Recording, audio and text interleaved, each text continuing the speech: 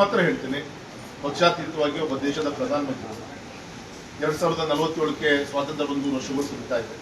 ತುಂಬ ಒಂದು ಯಾವ ದಿಕ್ಕಲ್ಲಿ ದೇಶವನ್ನು ತೆಗೆದುಕೊಂಡು ಹೋಗಬೇಕು. ಇಂದೆಲ್ಲ ರಾಜಕಾರಣಿಗಳು, ಇಂದಿನ ಸರ್ಕಾರಗಳು ಅವತ್ತಿನ 5 ವರ್ಷ ಅವಧಿ ಮುಗಿದ್ರೆ ಸಾಕಪ್ಪ ಅನ್ನೋಂಥ ಚಿಂತನೆ ಮಾಡ್ತಾರೆ. ಮೋದಿಜಿಯವರ ನೇತೃತ್ವದಲ್ಲಿ ನಾಳೆ 2047ಕ್ಕೆ ವಿಕಸಿತ ಭಾರತಕ್ಕೆ ದೇಶವನ್ನು ತೆಗೆದುಕೊಂಡು ಹೋಗುವಂಥ ಗುರಿಯನ್ನು ಇಟ್ಕೊಂಡು ಅದು ಪೂರಕವಾಗಿ ಈ ಎಲ್ಲ ಕೆಲಸ ಕಾರ್ಯಗಳು ಆಗ್ತಾ ಇದೆ.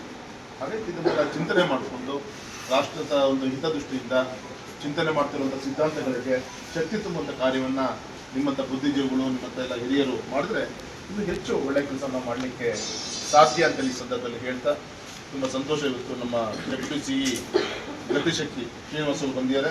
ಶ್ರೀನಿವಾಸಲಜಿ, ಇಲ್ಲಿ ಕರಪ್ಷನ್ ಇಲ್ಲ, ಜನ ಇಲ್ಲಿ ಕೈ ಚಾಚಲ್ಲ. ನಮ್ಮ ದೇವಸ್ಥಾನಕ್ಕೆ ಸಿಮೆಂಟ್ ಕೊಡ್ರಿ, ಇನ್ಯಾವುದಕ್ಕೂ ಹೆಲ್ಪ್ ಮಾಡಿರ್ತಾರೆ. ನಮಗೆ ಮಾಡುವಂಥ ಕೆಲಸ ಕ್ವಾಲಿಟಿ ಕೆಲಸ ಆಗಬೇಕು ಅನ್ನೋದು ಕೂಡ ಅಪೇಕ್ಷೆ. ಇದು ಒಂದು. ಎರಡನೇದು, ಪಕ್ಕದಲ್ಲೇ KSRTC ಬಸ್ ಸ್ಟ್ಯಾಂಡ್ ಇದೆ. ಬಸ್ಸಲ್ಲಿ ಇರೋದು ನಿಮ್ಮ ಟ್ರೈನ್ಗೆ ಬಂದು ಹತ್ತಲಿಕ್ಕೆ ಒಂದು ಪ್ಯಾಸೇಜ್ ಬರ್ತಾರೆ, ಕಾಂಪೌಂಡ್, ಅಲ್ಲಿ ಕಾಂಪೌಂಡ್ ಅಷ್ಟು ವ್ಯವಸ್ಥೆ ಮಾಡಿದ್ರೆ ನಿಮ್ಮ ಟ್ರೈನ್ಗೆ ಜನ ಹತ್ತೋದು, ಟ್ರೈನಿಂದ ನಾಳೆ ಲಾಭ ಆಗೋದು. ಇಲ್ಲಾಂದ್ರೆ ಅವರು ಹಾಕ್ಸ್ಕೊಂಡು ಆಟೋದಲ್ಲಿ ಇಲ್ಲಿ ಬರಬೇಕು ಅಂದ್ರೆ 100 ರೂಪಾಯಿ ಕೊಡ್ತಾರೆ. ಹಾಗೆ ಬೈ ವಾಕ್ ಅಲ್ಲಿಗೆ ಬರ್ತಾರೆ.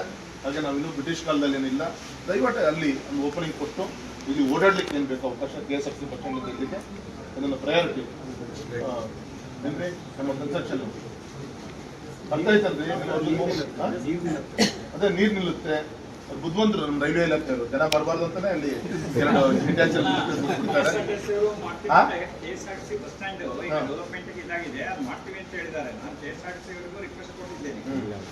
ಗೂಡ್ಸ್ ಅಲ್ಲಿ ನಮ್ಮ ಸಾಗರಕ್ಕೆ ಬಂದ್ರೆ ಅದು ಅನ್ಲೋಡ್ ಆಗೋದು ತಾಳ್ಗುತ್ತಲ್ಲಿ ಆಗ್ತಾ ಇದೆ ಅಲ್ವಾ? ಅದನ್ನ ಇಲ್ಲೇ ಸಾಗರದಲ್ಲೇ ಅನ್ಲೋಡ್ ಆಗಬೇಕು ಅಲ್ವಾ? ಇಲ್ಲೇ ಅನ್ಲೋಡ್ ಮಾಡಲಿಕ್ಕೆ ಇಲ್ಲಿ ಸಮಯ ಬರ 5 ನಿಮಿಷ ಆಗಿಂದ ಇಳಿಸೋಕೆ ಆಗ್ತಾ ಇಲ್ಲ. ಅದನ್ನ ಮಾಡಬೇಕು. ಪ್ರಪೋಸಲ್ ನಾನು ಕಳಿಸ್ಬಿಟ್ಟು GM ಲೆಟರ್ ಮಾಡಿಸು, ಅದೆಲ್ಲ ಕಳಿಸ್ಬಿಟ್ಟು ಇದೆಲ್ಲದೂ ಕೂಡ ಅಪ್ಡೇಟ್ ಮಾಡೋದು. ಅದಾದ್ಮೇಲೆ ನೆಕ್ಸ್ಟ್ ಫೇಸ್ ನಮಗೆ ಬೇಕೇ ಬೇಕಾಗುತ್ತೆ. ಈ ದಿಕ್ಕಲ್ಲಿ ಇಷ್ಟೊಂದು ಕೋಟಿ ಗಟ್ಟಲೆ ಖರ್ಚು ಮಾಡಿ ತಾಳಗುತ್ತಿಂದ ಸಿರ್ಸಿ, ಸಿದ್ದಾಪುರ, ಹೊನ್ನಾವರ ಇದೆಲ್ಲ ಆದ್ಮೇಲೆ ನಮಗೆ ಅಪ್ ಟು ಸಾಗರದವರೆಗೂ ಕೂಡ, ಅಪ್ ಟು ತಾಳಗುತ್ತಿರು ಕೂಡ ಡಬ್ಲಿಂಗ್ ಬೇಕೇ ಬೇಕಾಗುತ್ತೆ. ಹಂತ ಹಂತವಾಗಿ ಇನ್ವೆಸ್ಟ್ಮೆಂಟ್ ಮಾಡೇ ಮಾಡ್ತಾರೆ. ಅದಕ್ಕೆ ಕಣ್ಮುಂದಿರುವಂಥ ಚಿತ್ರಣ ನಮ್ಮ ಕಣ್ಮುಂದೆ ಕಾಣ್ತಾ ಇದೆ. ನಮ್ದಿದ್ದಂಥ ಒಂದು 400 ಸ್ಕ್ವೇರ್ ಮೀಟರ್ ಇದ್ದಂಥ ಈ ಕಟ್ಟಡ ಇವತ್ತು 5,000 ಸ್ಕ್ವೇರ್ ಮೀಟರ್ ಕನ್ಸ್ಟ್ರಕ್ಷನ್ ಆಗ್ತಾ ಇದೆ. ಒಂದು 50 ಪಟ್ಟು ಇವತ್ತು ಇನ್ಫ್ರಾಸ್ಟ್ರಕ್ಚರ್ ಡೆವಲಪ್ಮೆಂಟ್ ಆಗ್ತಾ ಇದೆ ಅಂದರೆ ತಾವೇ ಯೋಚನೆ ಮಾಡಿ. ಹಾಗಾಗಿ ಅತ್ಯುತ್ತಮವಾದಂಥ ಭವಿಷ್ಯ ಇರೋಂಥ ಮತ್ತು ನಮ್ಮ ದೇಶದ ಜನಸಂಖ್ಯೆ 150 ಕೋಟಿ.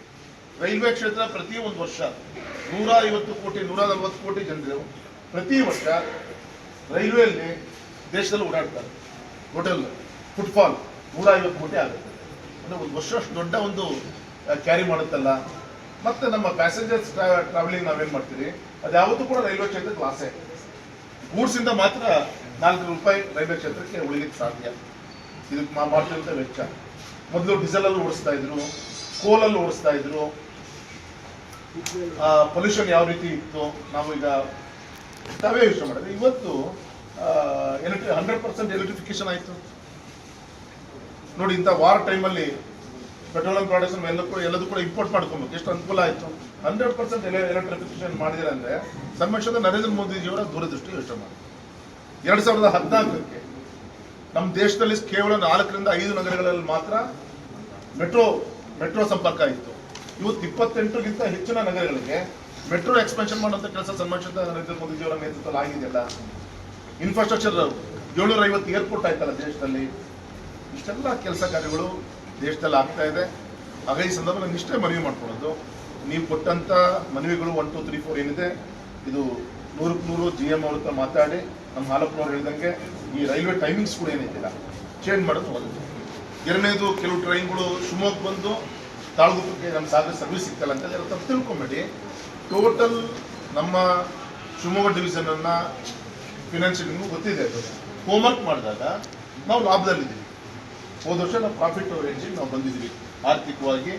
ಜನರಿಗೆ ಮೊದಲು ಕಮರ್ಷಿಯಲ್ ನಾವು ಲಾಭದಲ್ಲಿದ್ದೀವಿ ನಾವು.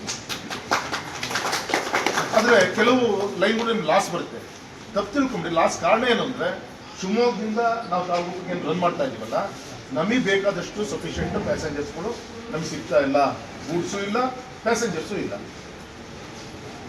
ಆದರೆ ನಮ್ಮ ಮಲೆನಾಡಿಗೆ ನಾವು ಎಲ್ಲ ರೀತಿಯಂತ ನ್ಯಾಯ ಕೊಡಬೇಕಂತ ನಮ್ಮ ಕರ್ತವ್ಯ. ಅದರಲ್ಲಿ ನಮ್ಮ ರೈಲ್ವೆ ಇಲಾಖೆ ಕೇಂದ್ರ ಸರ್ಕಾರ ಕೊಡ್ತಾ ಇದೆ.